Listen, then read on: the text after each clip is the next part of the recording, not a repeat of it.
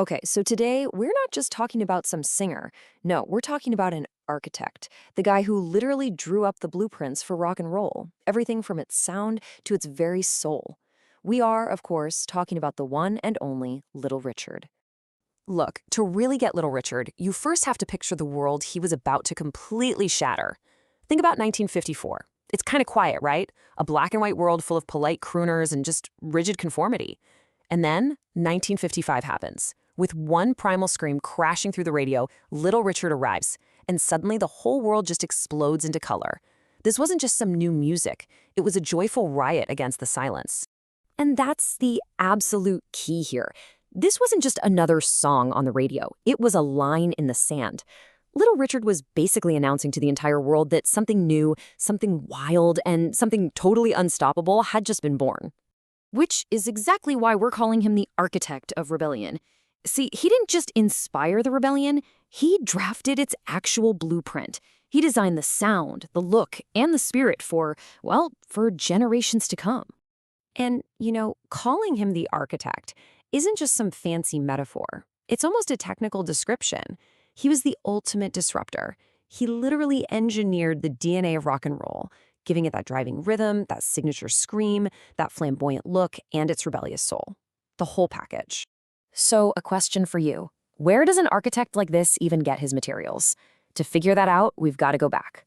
All the way back to his beginnings. From the gospel-filled churches of Macon, Georgia, to one single legendary recording session in New Orleans. At the very heart of his genius was this incredible conflict. Young Richard Penniman was living between two totally different worlds, the sacred, ecstatic energy of the Black church and the raw, profane release of the juke joint. And somehow he took all that tension, all that raw electricity, and he managed to bottle the lightning.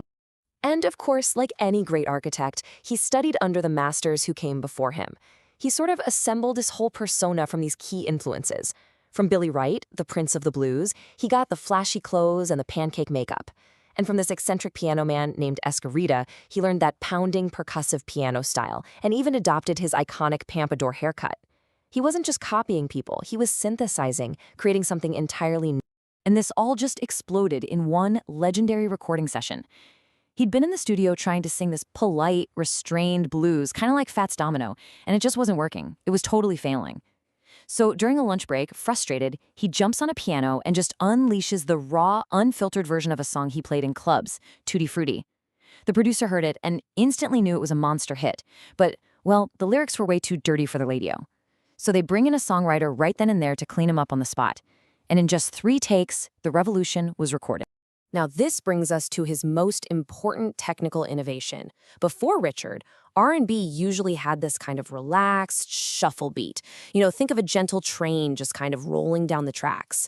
Richard threw that right out the window. He hammered the piano with this relentless straight 8 beat, giving every single note equal aggressive force. That driving, almost machine gun momentum, that, my friends, became the very heartbeat of rock and roll.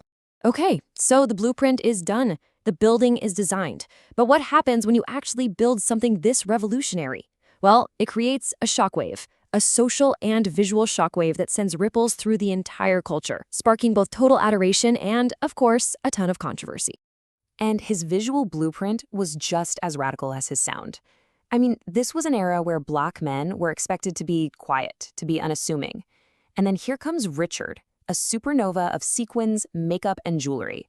This flamboyance was brilliant, really. It was partly a strategic mask to seem less threatening to white parents, but it was also this radical expression of himself that challenged gender norms decades before that was even a conversation. His music also had this profound social impact. It acted like a kind of social solvent.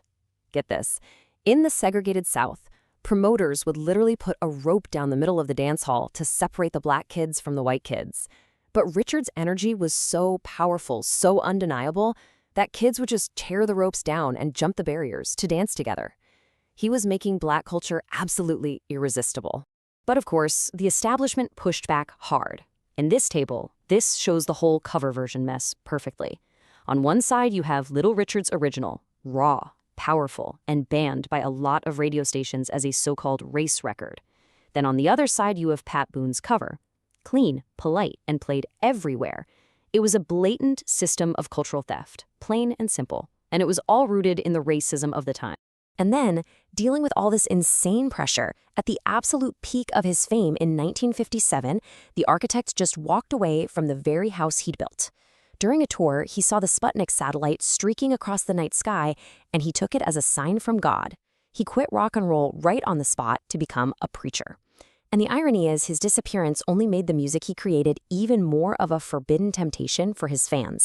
But here's the thing. Even though the architect himself was gone, his blueprint, it lived on. So in this final section, we're going to trace that design through the generations and reveal the never-ending echo of his original genius. And the line of influence is it's shockingly direct. Check out this timeline. In '62, he's in Hamburg, and he's personally teaching a young Paul McCartney his signature woo scream. A few years later, he hires a young guitarist you might have heard of, Jimi Hendrix, and teaches him all about showmanship. These echoes travel all the way to Prince, who you could call his ultimate spiritual heir. I mean, the connection to Prince especially is just undeniable. The falsetto scream, that's Richard. The high heels, the ruffles, the makeup, the mustache, all straight from Richard's playbook. And maybe most profoundly, that career-long struggle to bring together the erotic and the divine, that same exact tension between the sacred and the profane, is a direct echo of Little Richard's entire life. And yet, despite creating the blueprint for everything, for so much of his life, Richard had to fight just to get recognition. He spent decades loudly and rightfully reminding the world that he was the true originator, all while the white artists who followed his plans were being crowned the kings of rock and roll. So let's just be crystal clear. He was the quasar, an explosive source of pure energy. He was the originator, and as we've seen, he was the architect.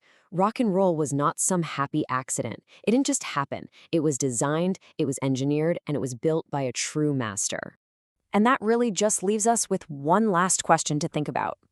If great musical movements aren't just born, but are actively built by visionary architects, who are the architects of today?